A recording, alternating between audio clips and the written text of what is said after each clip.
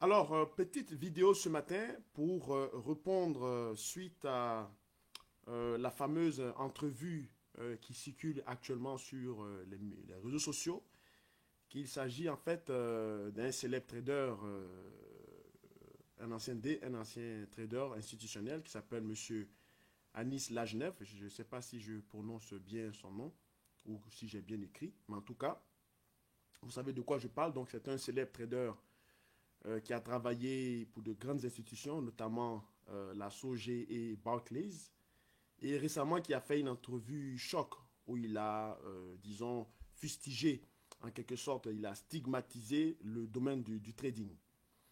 Euh, je fais donc cette réponse, ce droit de réponse, parce que c'est tout ça aussi qui contribue à l'environnement néfaste, d'accord, du métier du trading en particulier. Alors, si c'est votre première fois de me découvrir, mon nom est François Ablé. Je suis donc consultant économique pour la firme de décision en ligne qui est Exchangenomics. Je vous invite donc à visiter notre site internet qui est le www.exchangenomics.com ou le www.exchangenomics.ca si vous êtes au Canada et si vous voulez être toujours tenu en alerte de nos newsletters que nous mettons à votre disposition. Vous pouvez consulter ça, le tout dans le descriptif, parce que j'ai mis dans le descriptif les mentions que je viens de citer. Bien, pardonnez-moi. Alors, monsieur Anis Lajnev, j'ai écouté votre vidéo. Tout d'abord, je tenais à vous remercier de partager cette expérience que vous avez eue. Cependant, je suis profondément en désaccord avec ce que vous avez dit. Pourquoi? Parce que je trouve que c'est trop facile aujourd'hui de venir là comme ça et de prendre une posture de repenti, en quelque sorte, une posture de quelqu'un qui ne se reproche rien et qui veut absolument faire passer les autres pour des méchants. Vous avez été trader institutionnel, c'est vrai. Vous avez été recruté pour vos compétences parce que j'ai lu quand même un peu votre parcours. Vous êtes un brillant mathématicien. Hein, vous êtes très fort. Et aujourd'hui, dans votre entrevue de à peu près 50 minutes, 1 heure, on va dire, qui est disponible sur YouTube, vous êtes dédouané en quelque sorte en disant que vous ne saviez pas que le métier de trading était comme ça et que pour vous, c'était les maths et tout ça. Bon, c'est trop facile comme argumentaire. Ce n'est pas parce que il y a des accidents sur la route qu'on doit supprimer les accidents, qu'on doit supprimer les voitures. Il ne faudrait plus qu'il y ait de voitures. Ce n'est pas parce que il y a des bandits dans le domaine médical, des médecins qui abusent de leurs patients, que du coup, le métier de médecin est interdit. C'est pas parce que il y a des voyous dans le domaine religieux, qu'il y a même des pédophiles, que forcément la religion n'existe plus. Il faut quand même relativiser les choses, monsieur Lagenève. Vous avez dit que les Wall Street ou la finance mondiale, en quelque sorte, endette les États et que la dette n'était pas était bonne pour seulement enrichir des gens. Mais, monsieur Lagenève, ce n'est pas comme ça qu'on doit présenter le problème.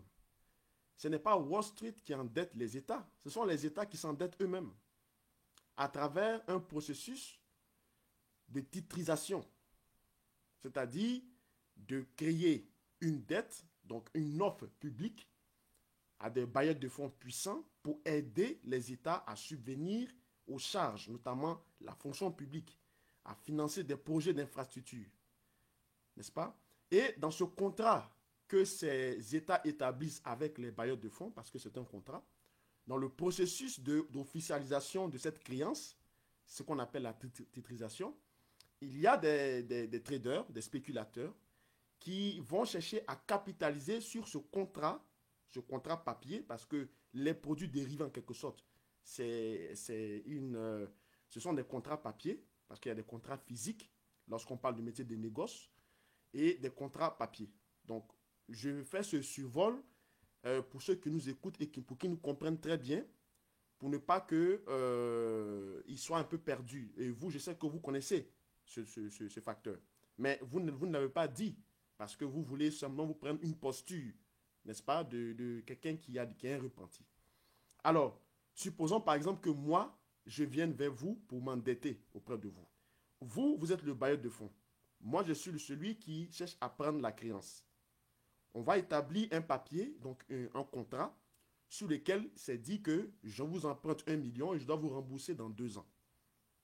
Vous êtes l'État, n'est-ce pas? Le bailleur de fonds, moi, je suis l'État. Donc, à partir de ce contrat de 1 million de dettes auquel je m'endette auprès de vous, que je prends, que je contracte sur 2 ans, il y a des gens qui vont penser que moi, je ne pourrai pas rembourser votre dette, compte tenu des difficultés financières que je présente. Il y a aussi des personnes derrière moi qui pensent que je peux payer effectivement la dette, soit plus vite ou bien à l'échéance. Donc ces personnes-là vont faire un deal, n'est-ce pas, avec les gens qui pensent, qui sont de votre côté et qui pensent que je ne pourrai pas rembourser. Donc si à la fin de l'échéancier, je rembourse effectivement le contrat, mais ceux qui ont parié ou ceux qui ont anticipé que je sois capable de rembourser gagnent de l'argent. C'est tout. Mais ce n'est pas à cause d'eux que je me suis endetté auprès de vous. C'est aussi simple que ça.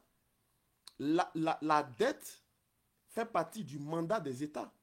Le problème qu'on a aujourd'hui, c'est que oui, les États s'endettent un peu trop facilement. Il n'y a pas de, on va dire, de responsabilité de la dette. Parce que la dette, elle engage des peuples.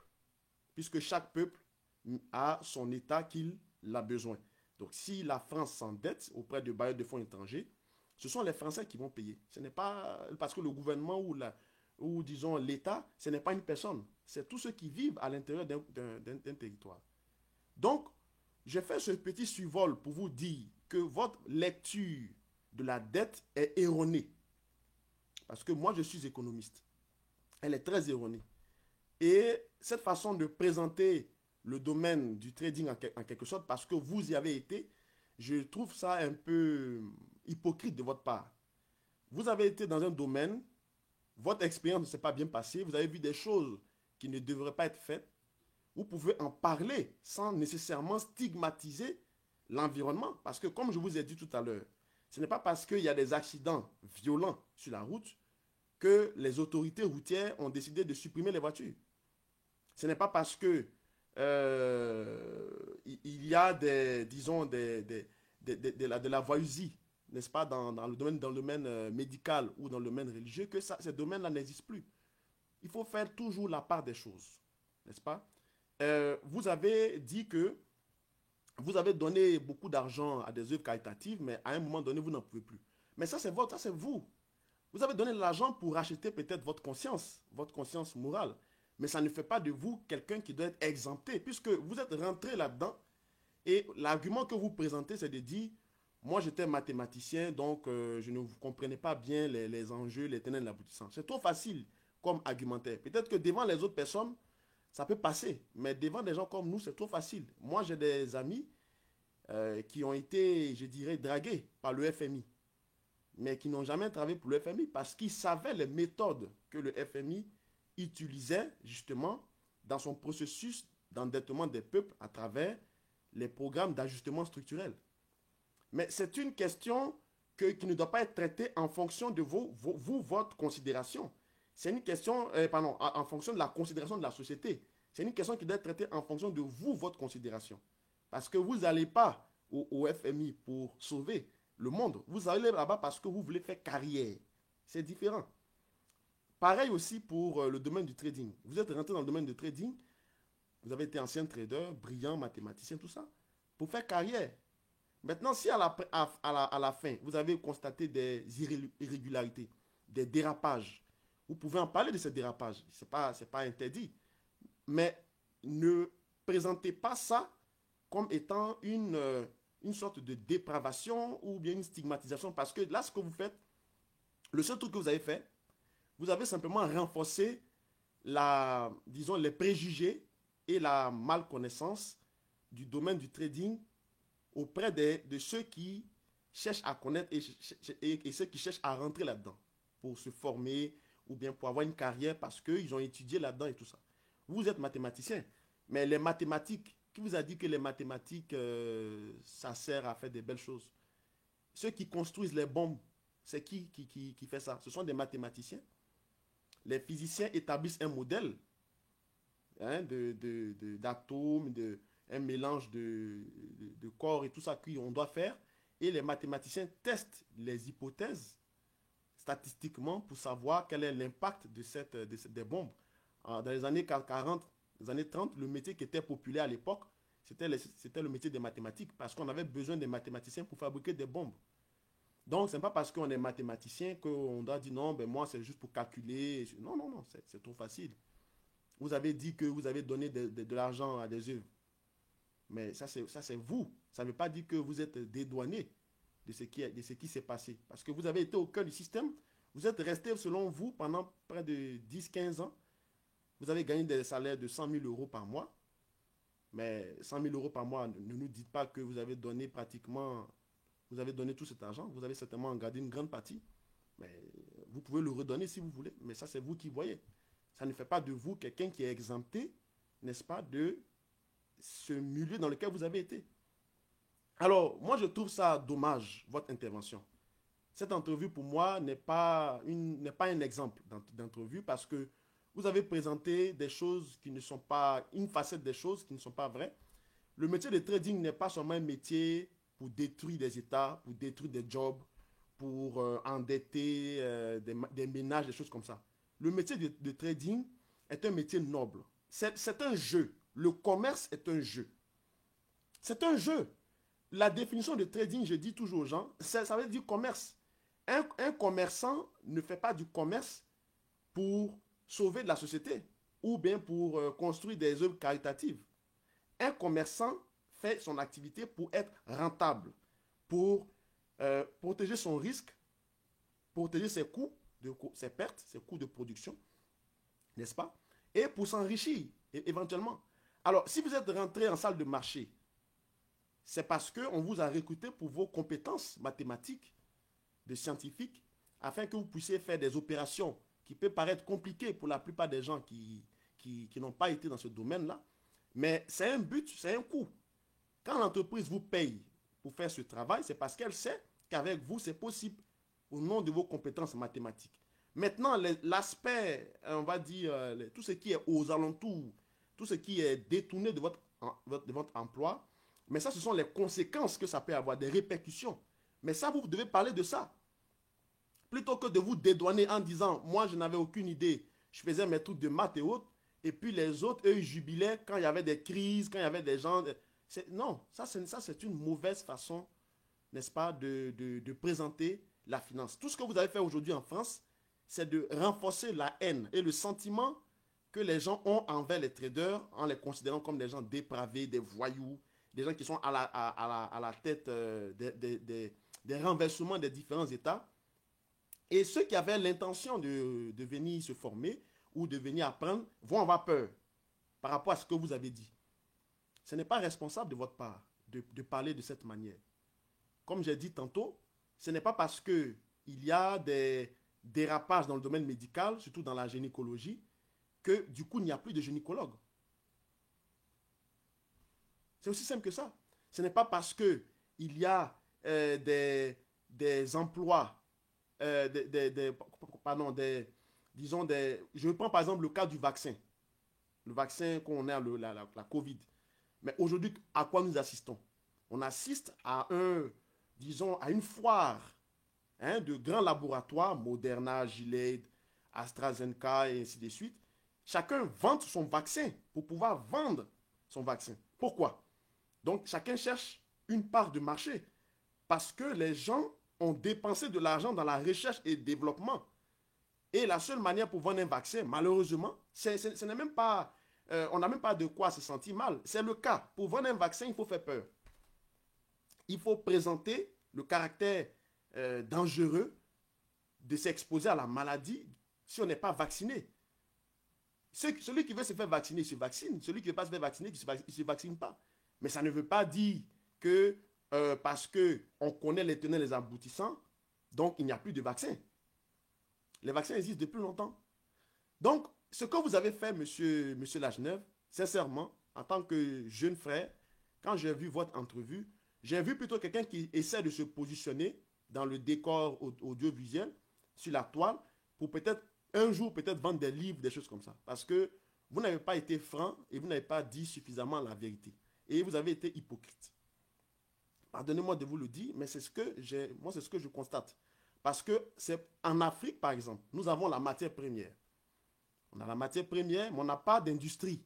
On n'a pas d'usine. Alors, les grandes compagnies, comme par exemple, je prends dans le cadre des matières premières agricoles, donc du négoce, on a des gens comme Cargill, Olam, voilà, des Hershey, de grands confusiers qui viennent acheter des matières premières en stock, donc par cargo, et qui vont le stocker dans des entrepôts à Londres, au Canada ici. J'en connais un même à Ottawa. Et ces entrepôts-là, à quoi ils servent? À stocker les matières premières. Ils servent à la spéculation, tout simplement. Ils servent à la spéculation sur la production, sur le tonnage qui va être fait après les saisons de production. Dans le cacao, dans le café, dans le soja, ainsi de suite. Mais qui spécule? Ce n'est pas ces géants qui spéculent. Ce sont des agences de trading, voilà, des fonds de négoce qui établissent, donc qui cherchent à trader sur les contrats qui sont émis, puisque les géants viennent acheter en gros auprès des planteurs et des agriculteurs africains. Donc, il y a un contrat qui se lie. Ce contrat-là, ce contrat papier, il est diffusé au niveau des places de marché boursières, puisque la matière première se négocie à Londres. Donc, les documents sont transmis et c'est diffusé dans la sphère financière. Et les traders prennent des décisions là-dessus. S'ils pensent qu'on va rencontrer la production qui est effectivement, qui va être remplie, ils vont prendre des puts. Ils vont shorter à des niveaux les plus élevés, au prix le plus élevé possible, en anticipant que la production soit atteinte. Si ce n'est pas le cas, il y en a aussi qui vont se mettre à payer parce qu'ils vont se dire la production ne sera pas suffisante, donc on va avoir un effet de rareté. Donc ils vont acheter des cols ou bien ils vont acheter ils vont faire des achats. C'est tout. Voici le problème qui est là. Et à qui ça profite? Ça ne profite pas aux planteurs ou aux agriculteurs, puisque il n'y a pas justement nous n'avons pas de place de marché centralisée, des bourses agricoles pour faire de ce genre de couverture là pour protéger, parce que le métier de trader, comme je l'ai déjà expliqué sur la plupart dans quelques interventions précédentes, j'ai expliqué que ce n'est pas ce que vous pensez de venir spéculer n'importe comment sur des valeurs. Le métier de trader, c'est de créer de la liquidité, d'atteindre le risque de volatilité, de se couvrir et de couvrir justement au niveau des matières premières, de couvrir les planteurs, les agriculteurs, ainsi de suite, de leur production. Au cas où ils ne respectent pas, ou ils n'atteignent pas l'échéancier qui est prévu, au moins ils ont un fonds avec lequel on a, disons, sécurisé en quelque sorte leur production en vendant, n'est-ce pas, en vendant à découvert des contrats qui vont être achetés par d'autres personnes. Mais le commerce, c'est ça. C'est un jeu. Quand vous allez acheter une chaussure Jordan dans un magasin Jordan, celui qui vous vend la chaussure, lui, à la limite, mais il ne connaît même pas Jordan. Lui, vous vend une chaussure parce que la chaussure vous plaît. La chaussure, vous l'aimez pour vos propres raisons. Vous achetez la chaussure. Mais celui qui vous vend la chaussure, il ne va pas vous vendre la chaussure parce que, pour des considérations du fait que Jordan n'est pas content ou bien n'est pas heureux, donc il ne vous vend pas la chaussure. Non, lui, il a besoin de faire son argent. Donc, si vous avez été là-dedans et que vous avez travaillé pour ces fonds, pour ces institutions assez nobles, vous avez fait un travail remarquable. Si vous sortez de ce domaine, vous pouvez parler librement de votre expérience, de ce que vous avez fait. Mais ne pas prendre une posture de celui qui joue les humanistes, qui a du repenti et qui pense que c'est néfaste pour l'humanité, ainsi de suite. Non, vous avez été là-dedans. Vous êtes un mathématicien. Vous avez fait des opérations assez complexes. Et ce n'est pas à cause de vous que certains États ou des compagnies se sont ruinés. C'est elles-mêmes leur problème de gestion interne. Une compagnie qui perd des milliers d'emplois, ce n'est pas la faute du spéculateur, ce n'est pas la faute de celui qui a shorté sur l'actif. C'est la faute d'abord du patron de la compagnie dans laquelle il y a eu des pertes d'emplois. Le trader n'est que là pour profiter de cette opportunité, comme vous avez dit. Mais c'est comme ça. Vous le saviez avant de rentrer. Ce n'est pas la peine de nous dire que vous l'avez découvert dans le marché. Non, ce n'est pas vrai. C'est comme ça. C'est le métier de trader. Un commerçant n'est pas là pour chercher à protéger des emplois. Il est là pour gagner son pain. Donc, vous avez été là-dedans. Il y a eu des dérapages qui ont été faits. Parlez de ces dérapages en présentant directement ceux qui sont responsables. Peut-être que vous avez peur d'en parler, donc vous avez peut-être généralisé, n'est-ce pas, ce caractère à la finance des marchés, mais ce n'est pas la première fois que ça arrive et ce ne sera pas la dernière fois. Tout comme aussi le phénomène des accidents sur la route. Ce n'est pas la première fois, malgré les mesures de sécurité qui ont été mises, il y aura toujours des accidents et toujours des gens vont mourir. C'est comme ça, c'est la vie. Ok? Donc, moi, je pense que vous avez vraiment fait, je dirais, des choses qui ne sont pas vraiment bonnes, d'accord? Mais bon vent à vous. Vous positionnez aujourd'hui certainement pour vendre des livres.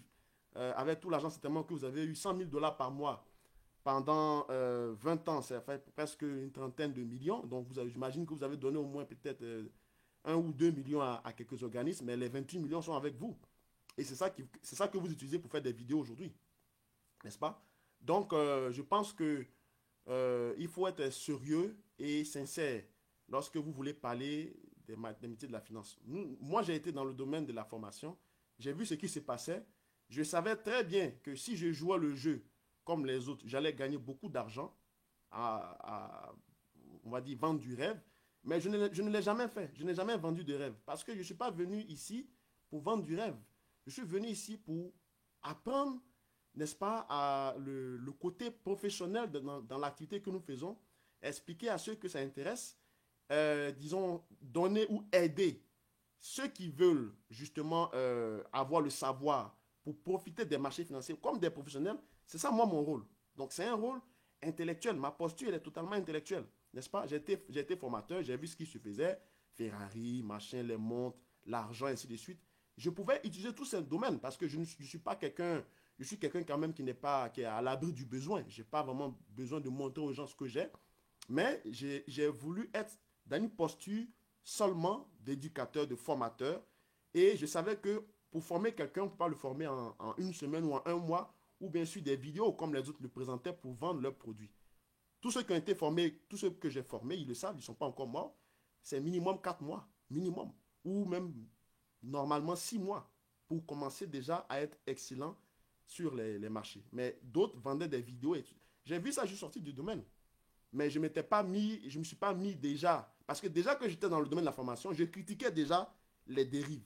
Je n'ai pas attendu de sortir du domaine de la formation tout en profitant de l'écosystème qui est là-dedans, jouer le jeu et me présenter comme quelqu'un qui est propre et que les autres sont sales. Non. J'étais dans la formation et je frappais aux côtes sur ceux qui faisaient des conneries.